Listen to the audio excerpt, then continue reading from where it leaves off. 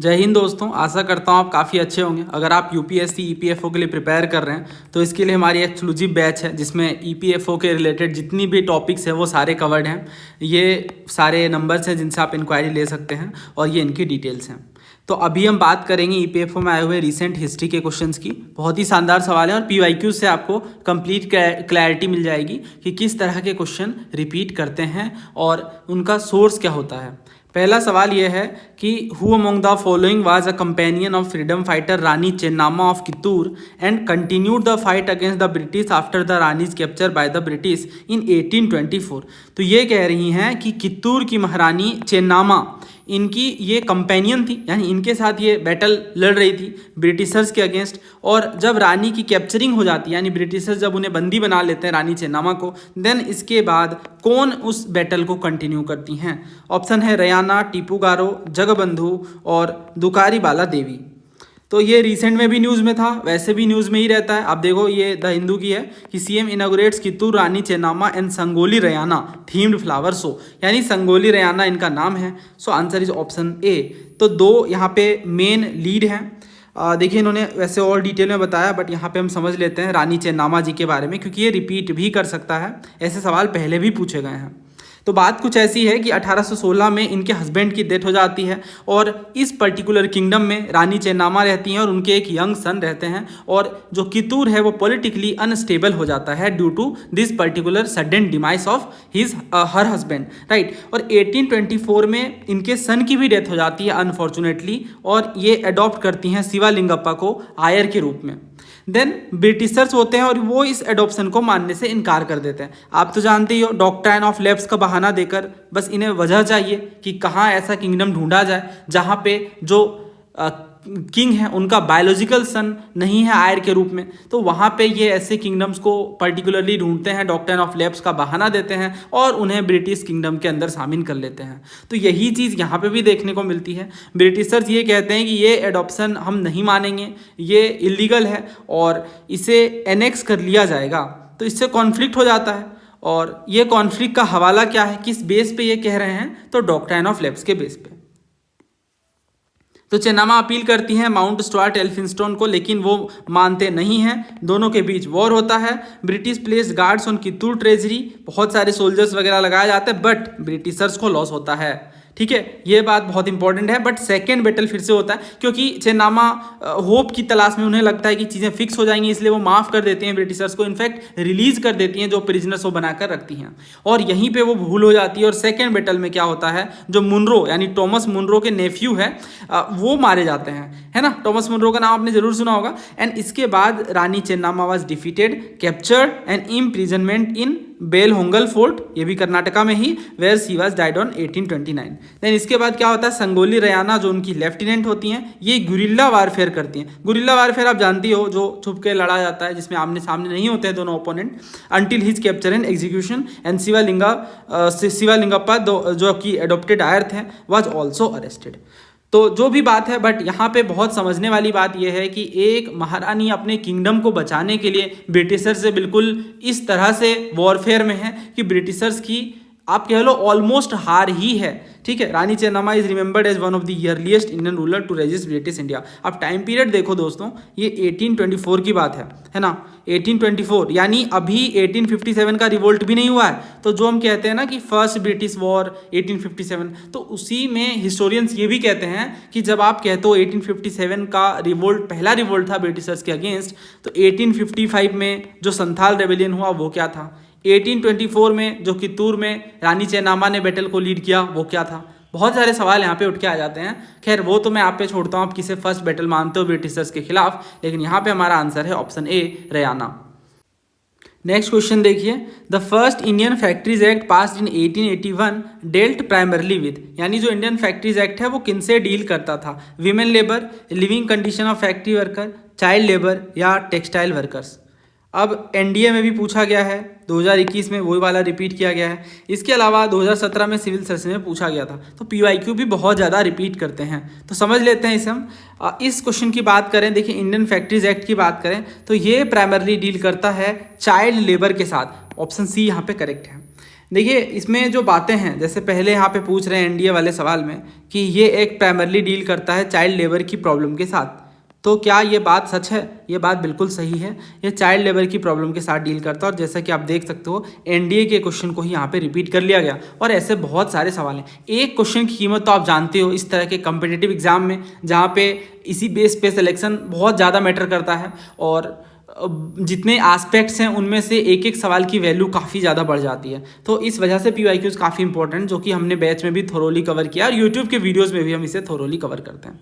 दूसरा ये कह रहे हैं कि इसमें जो एक्ट है वो 7 से 12 साल के बच्चों को 9 घंटे से ज़्यादा काम करने के लिए प्रोहिबिट करता है, लीगली रोकता है, अवैध घोषित करता है। देखिए आप समझिए उस टाइम की सिचुएशन कितनी ज़्यादा ख़राब होगी, कितनी वॉर्स होगी कि 7 से 12 साल के बच्चे, जो कि अपने आप में काफ़ी ज़्यादा छोटे हैं, उन्हें ये कहा जा रहा है 9 घंटे से ज़्यादा काम करने के लिए रोका जाएगा, है ना। तो ये दोनों बातें यहाँ पे बिल्कुल सही है, और ये थी ब्रिटिश रूल की हकीकत। इनफैक्ट 7 से 12 साल के बच्चों को भी नहीं यहाँ पे कंप्लीटली प्रोहिबिट किया जा रहा है। इनफैक्ट इस चीज़ को रोकने के लिए कानून बनाना पड़ रहा है। दैट मीन्स 9 घंटे से ज़्यादा 12, 13, 14 घंटे काम करवाए जा रहे थे बिल्कुल छोटे छोटे बच्चों को, है ना। और इनफैक्ट इसमें एक बात मैं और ऐड कर दूं कि जो मिनिमम एज है वो इस पर्टिकुलर एक्ट में 7 साल रखी गई थी। मतलब 7 साल से कम उम्र के बच्चे को प्रोहिबिट किया जाएगा फैक्ट्रीज में और दूसरे कामों में। आई नो बहुत ही वियर्ड साउंड कर रहा है ये, 7 साल मतलब क्या ही एज है, और अभी तो पर्टिकुलरली रूल काफ़ी अलग है। बट द थिंग इज़ कि ब्रिटिश सिचुएशन इतनी ज़्यादा ख़राब थी कि ये भी एक एक्ट के थ्रू ही रोका जाने में पॉसिबल हो पा रहा था। और जो फर्स्ट फैक्ट्रीज एक्ट है वो भी इतनी आसानी से पास नहीं हुआ था। देखिए मैं आपको बताता हूँ 1881 में ये पास होता है, राइट। तो प्रेशर आ गया ब्रिटिश टेक्सटाइल इंटरेस्ट का, ह्यूमैनिटेरियन कंसर्न देखे जाने लगे, खास तौर से वर्किंग कंडीशन लेबर की काफ़ी ज़्यादा बिगड़ती जा रही थी बच्चों की खास तौर से, तो ही ये पर्टिकुलर एक्ट आ पाता है। और इसमें 7 से 12 साल के बच्चों को कह दिया गया कि 9 घंटे लिमिट कर दिया जाए, इससे ज़्यादा काम नहीं करवाया जाएगा। और जो मिनिमम एज है फैक्ट्रीज में एम्प्लॉयमेंट की वो 7 साल रख दी गई। और भी कुछ चीज़ें जैसे मशीनरी की प्रॉपर फेंसिंग, एडिक्वेट वेंटिलेशन हो, सैनिटेशन हो रिक्वायर्ड, बट उस टाइम जो रिक्वायर्ड करके भी चीज़ें लाई गई वो भी बहुत ज़्यादा ख़राब थी। बट बेसिकली कुछ तो थोड़ी तो इम्प्रूवमेंट देखने को मिली, है ना। सो या दैट्स इट। अब ये क्वेश्चन आप देखो सिविल सर्विसेज का है। इन्होंने कहा जो फैक्ट्रीज एक्ट आया 1881 में, ये पास इस व्यू से किया गया कि जो वेजेस हैं इंडस्ट्रियल वर्कर की, अच्छा उसे फिक्स कर दी जाए, एंड वर्कर्स को ट्रेड यूनियन बनाने दे दिया जाए। आप सोचो वर्कर के लिए ट्रेड यूनियन, ये तो वर्कर के हितों की बात है, इससे तो वर्कर्स और मजबूत होंगे। तो आपको क्या लग रहा है ये पर्टिकुलर एक्ट जो कि अपने आप में इतना पहला एक्ट है, ये तो बेसिक चीज़ें ही फिक्स नहीं कर पा रहा है, तो ट्रेड यूनियन की बात कहाँ से करेगा? तो ये तो बिल्कुल गलत है। और इनफैक्ट इसमें हम देखते हैं कि चाइल्ड लेबर से डील करता है, चाइल्ड लेबर को रोकने के लिए, ख़त्म करने के लिए पर्टिकुलर एक्ट लाया जाता है। बट क्या ही चाइल्ड लेबर खत्म होगा, लेकिन एटलीस्ट दिलासा देने के लिए तो चीज़ें हैं। इसमें जो दूसरा कह रहे हैं N M Lokhande was a pioneer in organising the labour movement, ये बात बिल्कुल सही है। इन्हें father of trade union movement कहा जाता है। और नारायण मेघाजी लोखंडे ने मिल वर्कर्स को ऑर्गेनाइज करा, बॉम्बे मिल हैंड्स एसोसिएशन, ये याद रखिएगा क्योंकि ये जो पेपर है वो खास तौर से इन चीज़ों पर फोकस करता है ना। तो बॉम्बे, ये नाम बहुत इंपॉर्टेंट है, याद रख लीजिए, बॉम्बे मिल हैंड्स एसोसिएशन, ये 1890 में फॉर्म होता है। तो ये फर्स्ट ट्रेड यूनियन माना जाता है, और इसके ही जो फाउंडर हैं वो नारायण मेघाजी लोखंडे हैं। और इसमें वर्कर्स के इशू जैसे वर्किंग आवर फिक्स करना, वीकली हॉलीडे होना चाहिए, बेटर वेजेस होने चाहिए, वर्किंग कंडीशन प्रॉपर होनी चाहिए, इन चीज़ों पर बात करने के लिए ट्रेड यूनियन कारगर साबित होता है। So answer is option B, 2 only. तो आप देखो इस तरह से कितने सारे पीवाईक्यूज आपस में इंटरलिंक्ड हैं और रिपीटेड हैं, तो ये पूरा पीवाईक्यू का वेब बन जाता है। अगला क्वेश्चन देखिए, वेयर वाज आज़ाद हिंद फौज फॉर्म्ड, सिंगापुर, टोक्यो, बर्लिन या रंगून। अब ये तो बहुत ही क्लीसेड क्वेश्चन है, कई बार पेपर में पूछा गया है, बहुत ही फेमस है, इंपॉर्टेंट है। इसका आंसर ऑप्शन ए है, सिंगापुर। ये क्वेश्चन बहुत सारे स्टेट पीसेस में भी पूछा जाता है, तो आंसर इसका बी ही है, सिंगापुर। देखिए बात कुछ ऐसी है कि जैपनीज़ के हाथों सिंगापुर की हार होती है 1942 में। बहुत सारे इंडियन सोल्जर्स को ब्रिटिश इंडियन आर्मी के जो थे उन्हें प्रिजनर्स बना लिया जाता है। तो इस पर्टिकुलर टाइम पे रास बिहारी बोस जी, जो कि एक इंडियन रेवोल्यूशनरी होते हैं, जापान में रह रहे होते हैं, वो एक इम्पॉर्टेंट रोल प्ले करते हैं इंडियन नेशनलिस्ट को मोबिलाइज करने में। और जो पहली आयन है वो सिंगापुर में ही फॉर्म होती है 1942 में, और founder Rash Behari Bose ji with the support of imperial Japanese army, है ना। इनिशियली इन्हें कैप्टन मोहन सिंह लीड कर रहे होते हैं, जो ऑर्गेनाइज करते हैं इंडियन प्रिजनर फोर्स को इनटू द आज़ाद हिंद फौज। बट डिफरेंसेस के कारण, जापानीज़ के डिफरेंसेस के कारण जो फर्स्ट आईएनए है वो कोलैप्स कर जाती है। बाद में सुभाष चंद्र बोस जी ज्वाइन करते हैं और आप जानते हो फिर तो रेस्ट इज हिस्ट्री कि किस तरह से काफ़ी ज़्यादा फेमस हो जाता है। नेक्स्ट क्वेश्चन देखिए, 1927 में बिरकनहेड होते हैं जो कि सेक्रेटरी ऑफ स्टेट होते हैं इंडिया के लिए।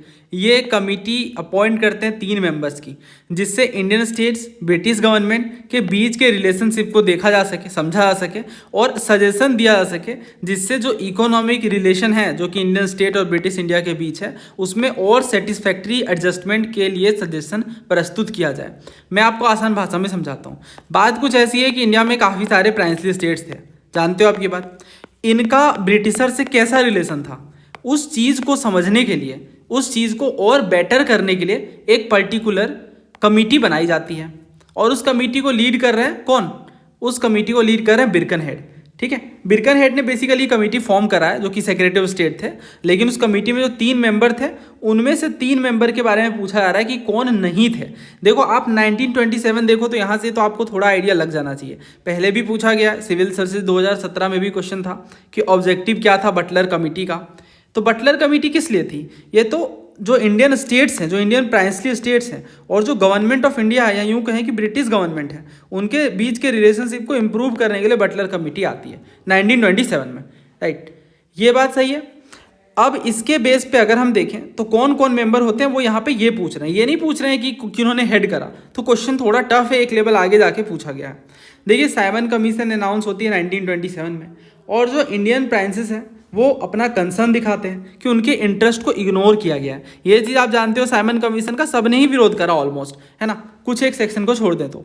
और साइमन कमीशन में ये भी कहा गया कि आप कमीशन ला और रिपोर्ट प्रस्तुत करो, बट इसमें प्राइंसली स्टेट्स कहाँ हैं? उनकी बात तो कोई कर ही नहीं रहा है। तो इस चीज़ को अब जानते हो ब्रिटिशर्स तो सबको साथ लेके चलने की कोशिश करते हैं, इनफैक्ट सब में फूट भी डालते हैं, जहाँ जैसा फ़ायदा मिलता है वैसा वो काम करते हैं। तो जो बिरकनहेड होते हैं इन चीज़ को अपीज़ करने के लिए, इस मामले को सॉर्ट आउट करने के लिए वो एक इंडियन स्टेट्स कमेटी को सेटअप करते हैं। इंडियन स्टेट्स कमेटी इसका नाम है, इंडियन स्टेट्स कमेटी, जिसे बटलर कमेटी भी कह देते हैं।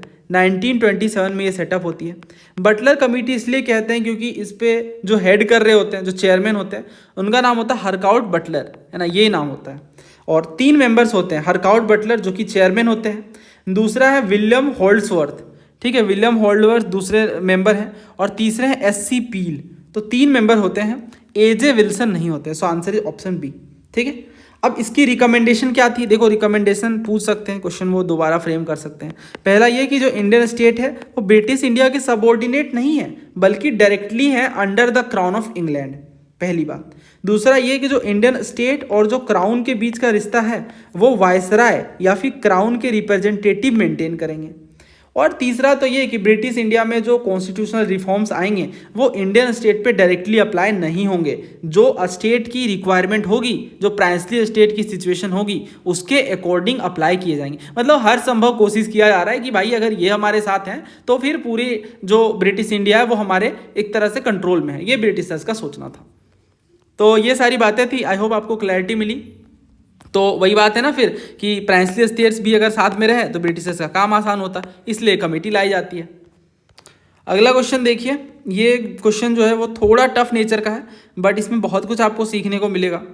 पहला कह रहा है कॉर्नवालिस सिस्टम में जो डिस्ट्रिक्ट्स हैं उन्हें थाना और पुलिस जुरिस्डिक्शन में डिवाइड करते थे 20-30 माइल्स के स्क्वायर में।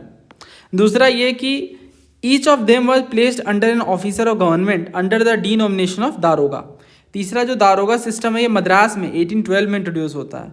और चौथा ये दारोगा नॉमिनेट किए जाते हैं बाय द डिस्ट्रिक्ट मजिस्ट्रेट। अगर आप थोड़ा भी आइडिया लगा पाओ यहाँ पे, कॉर्नवालिस सिस्टम ये बंगाल वाले रीजन में, इसके अलावा ये जो दारोगा टर्म है ये अपने आप में नॉर्थ इंडियन टर्म है, तो इससे आप एलिमिनेट कर सकते हो थोड़ा आइडिया लगा करके कि मद्रास में तो इंट्रोड्यूस नहीं हुआ होगा और ये हट जाता है ना। बट फिर भी यहाँ पे 2 बच ही जा रहे हैं। 4th वाला अगर आपको पता है कि दारोगा नॉमिनेट किया जाता था बाय द डिस्ट्रिक्ट मजिस्ट्रेट तो आपको क्लैरिटी मिल जाएगी, अदरवाइज फिर ऐसे क्वेश्चन स्किप करने पड़ जाते हैं। तो चौथा जो है बिल्कुल सही है, दारोगा was appointed by the district magistrate जो कि पुलिस एडमिनिस्ट्रेशन को सुपरवाइज करते थे उस टाइम पे। तो इस हिसाब से पहला भी सही है, दूसरा भी सही है और चौथा भी सही है। कॉर्नवालिस सिस्टम में डिस्ट्रिक्ट को थाना में डिवाइड करते थे पुलिस जुरिस्डिक्शन में, जो कि 20 to 30 मील स्क्वायर का होता था। और ये इंट्रोड्यूस हुई बंगाल वाले रीजन में, जैसे मैंने आपको बताया, वो तो आप आइडिया लगा ही सकते हैं कॉर्नवालिस सिस्टम से ही। और जो मद्रास और बॉम्बे है ये पुलिस रिफॉर्म को बाद में अडॉप्ट करते हैं, लेकिन जो ओरिजिन है वो बंगाल में ही देखने को मिलता है। हर एक थाना के अंदर एक दारोगा होते थे, और दारोगा जो है गवर्नमेंट अपॉइंटेड ऑफिसर होते थे। ठीक है, कौन अपॉइंट करता था? By the district magistrate. तो इस हिसाब से, इसी वजह से तो कॉर्नवालिस को फादर ऑफ मॉडर्न पुलिस कहते हैं ना, क्योंकि इसने बंगाल में दारोगा सिस्टम को इंट्रोड्यूस करा था अंडर डिस्ट्रिक्ट मजिस्ट्रेट। और ये चीज़ स्पेक्ट्रम वगैरह में कवर्ड है। So answer is option D. बाकी ये सब क्वेश्चन तो आप जानते हो, ये भी इनफैक्ट ये वाला जो क्वेश्चन है 2-3 क्वेश्चन PYQ हैं और 2 क्वेश्चन काफ़ी सिंपल हैं, एक आध क्वेश्चन टफ है। तो हर तरह के क्वेश्चन देखने को मिलते हैं जो कि एक टिपिकल UPSC पेपर में देखा जाता है। तो अगला क्वेश्चन देखिए, इसमें रेगुलेटिंग एक्ट ऑफ 1773 के बारे में पूछ रहे हैं कि कौन सी चीज़ प्रोवाइडेड नहीं थी। पहला कह रहे हैं जो प्रेसिडेंसी ऑफ बंगाल है ये सुप्रीम बन जाता है बॉम्बे और मद्रास से वॉर और पीस के मैटर में। दूसरा ये कि जो गवर्नर जनरल और इनके काउंसिलर का जो टर्म था ये 5 साल फिक्स कर दिया जाता है। तीसरा, supreme court of justice establish हो जाती है कलकत्ता में। और चौथा, गवर्नर जनरल काउंसिल ऑथराइज हो जाते हैं कि बॉम्बे और मद्रास प्रेसिडेंसीज में सक्सेसर को अपॉइंट करें। थोड़ा अच्छा क्वेश्चन नहीं है, बट एक्ट्स पे बहुत सारे सवाल आते हैं। हमने बैच में कवर किया था इस चीज़ को बहुत ही डिटेल में, आप देख सकते हो सारे के सारे एक्ट्स हमने कवर किए थे। और अगर आप हमारे यूट्यूब के भी रेगुलर व्यूअर हैं तो बहुत बार हमने इन पर डिस्कशन किया है।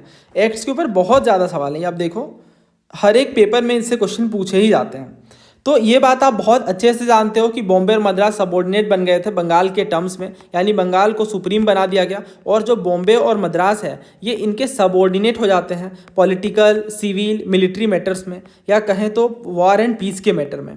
ठीक है, ये बात समझ आ रही है, यानी यहाँ पे बॉम्बे प्रेसिडेंसी सुप्रीम है, ये पहली बात थी। दूसरा ये कि सुप्रीम कोर्ट ऑफ जस्टिस, ये सही है, सुप्रीम कोर्ट इस्टेब्लिश किया जाता है कलकत्ता में ताकि जस्टिस के बारे में बात हो सके या जस्टिस को बढ़ावा दिया जा सके। तो ये चीज़ के लिए देखने को मिलता है, ये भी बात सही है। तो 2 स्टेटमेंट्स यहाँ पे सही है। और जो दूसरा कह रहे हैं ना, this the tenure of governor general and his councillor was fixed 5 year, ये भी सही है। जो चौथा है वो गलत है। इन्होंने कहा कि जो गवर्नर जनरल काउंसिल है ये ऑथराइज्ड है, मतलब इनके हाथों में पावर है कि बॉम्बे और मद्रास प्रेसिडेंसीज के सक्सेसर को ये अपॉइंट करें। बट ये चीज़ यहाँ पे नहीं देखने को मिलती है। ये जो पावर है कि बॉम्बे और मद्रास के सक्सेसर को अपॉइंट कौन करेंगे, यानी बॉम्बे का गवर्नर कौन होगा, मद्रास का ब्रिटिश गवर्नर कौन होगा, इस चीज़ को डिसाइड करने के लिए कंपनी की कोर्ट ऑफ डायरेक्टर थी। ठीक है, कंपनी की कोर्ट ऑफ डायरेक्टर थी और यही डिसाइड करती थी कि किस तरीके से पावर किनके हाथों में जाएगी। तो डी गलत है, और गलत हमसे पूछा है तो इस वजह से आंसर इसका डी होगा। एक बार आप एक्ट के सारे सवाल कवर कर लेंगे तो ऐसे क्वेश्चन आप बहुत ईजिली टैकल कर सकते हैं। नेक्स्ट क्वेश्चन देखिए, गवर्नमेंट ऑफ इंडिया एक्ट 1935 के बारे में कौन सी बात गलत है। तो यहाँ से आपको समझ आ रहा होगा कि एक्ट्स कितने ज़्यादा इंपॉर्टेंट है। ठीक है, तो एक्ट्स वाली वीडियो ज़रूर कवर कर लीजिए। जो समग्र बैच की डेमो वीडियो है पॉलिटी की, उसमें हमने एक्ट्स को ही कवर किया, जिसकी लिंक मैं डिस्क्रिप्शन बॉक्स में डाल दे रहा हूँ। ये सारे एक्ट्स अब जब आप एक बार कवर कर लेंगे तो आपको कंप्लीट क्लैरिटी मिल जाएगी। इस वीडियो को जरूर रेफर कर लीजिएगा। तो क्या कह रहे हैं, कौन सी बात गलत है? पहला कह रहे हैं ये एक आउटकम था राउंड टेबल कॉन्फ्रेंस का, यानी राउंड टेबल कॉन्फ्रेंस के बाद ये आया। दूसरा, इसमें स्टैब्लिशमेंट देखने को मिली ऑल इंडिया फेडरेशन की। तीसरा कि जो सेक्रेटरी ऑफ स्टेट की अथॉरिटी है गवर्नमेंट के पास रहे, और वो भी इंडियन गवर्नमेंट के पास। चौथा ये कि जो प्रोविज़न है प्रोविंशियल ऑटोनॉमी का, ये इसी पर्टिकुलर एक्ट से शुरू किया गया था। तो देख लेते हैं। देखिए, जो गवर्नमेंट ऑफ इंडिया 1935 है ये एक इम्पॉर्टेंट कॉन्स्टिट्यूशनल डेवलपमेंट है, लेकिन सेक्रेटरी की पावर को ये कहाँ ख़त्म करता है? यहाँ तो इन्होंने कहा ना कि जो सेक्रेटरी ऑफ स्टेट है ये ब्रिटिश गवर्नमेंट या इंडियन गवर्नमेंट के पास आ जाती है। ये चीज़ गलत है। जो सेवरल रिफॉर्म्स लाए गए उसमें प्रोविंशियल ऑटोनॉमी की बात थी, ये बात सही है। ऑल इंडिया फेडरेशन था, डायरेक्ट PYQ है, कई बार पूछा गया। मैंने यहाँ पे नहीं लिखा है, एक्ट वाली वीडियो में अलग से मिल जाएगा, बहुत बार ये पूछा गया है। देन इसके बाद सेक्रेटरी ऑफ स्टेट जो कि लंदन में बेस्ड था, अभी भी उनके पास बहुत ज़्यादा पावर थी इंडियन एडमिनिस्ट्रेशन को कंट्रोल करने की। जो अथॉरिटी है ये गवर्नर जनरल के द्वारा मेंटेन की जा रही थी, तो ब्रिटिश क्राउन के रिप्रेजेंटेटिव के रूप में एक्ट कर रहे थे।